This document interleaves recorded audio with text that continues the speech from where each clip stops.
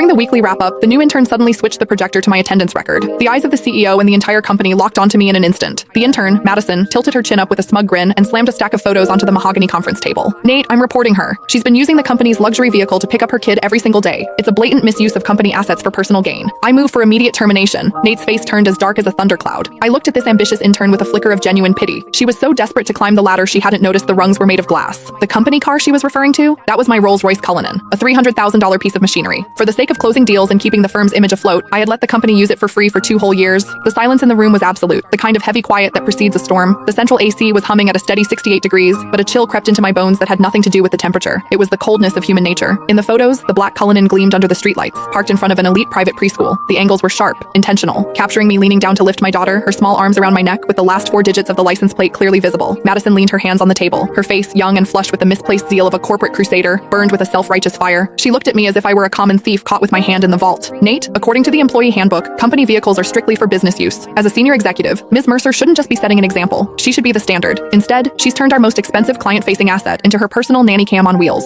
School runs, grocery trips, weekend getaways. It's all here. Her voice was crisp, echoing off the glass walls. She clicked to the next slide, revealing a detailed Excel spreadsheet. I've done the math. Between the commute and the school runs, she's putting an extra 25 miles on the odometer daily. Between the fuel consumption of a V12 and the depreciation, we're looking at thousands in hidden costs every month. And that's not even counting the billable hours she's stealing from the company driver. She turned to the head of the table, Nathaniel Cross. Nate was my college classmate. He was the founder of this firm. In the early days, when he couldn't even cover payroll, I was the one who dipped into my savings to keep the lights on. Later, when we needed to project an image of success to land the big fish, my 5-year-old BMW didn't cut it. Without a second thought, I brought in the Cullinan I'd bought myself as a 35th birthday present, a car I'd owned for less than a month. I told him back then, take it, use it. We need the clients to see we're already in their league. That temporary favor had lasted 2 years. I paid for the gas. I paid the insurance premiums. I covered the maintenance. Sometimes when the driver was overwhelmed, I even drove to JFK myself to pick up VIPs. Everyone in this building knew that car was mine, or at least they should have. But looking at Nate now, there was no defense in his eyes. His brow was furrowed, his fingers drumming rhythmically on the table, a nervous habit he had whenever he was weighing his own interests against someone else's. Diana, Nate finally spoke. His voice was low, coated in a professional coldness that felt like a slap. The evidence Madison provided, is it true? I stared at him, my heart skipping a beat. Is it true? 2 years ago, when he begged me for the car to save face, he said, Diana, I'm so sorry to ask this of you. As soon as we're in the black, I'll buy you a brand new one. 1 year ago, when the cash flow dried up, I used that car as collateral for a bridge loan so he could pay his staff. He told me then, Diana, this car is the company's lifeline. It's your badge of honor. And now, he was asking me if it was true. I scanned the room. George, the sales manager, had used that very car last week to pick up his mother-in-law from the hospital, bragging on Instagram about company perks.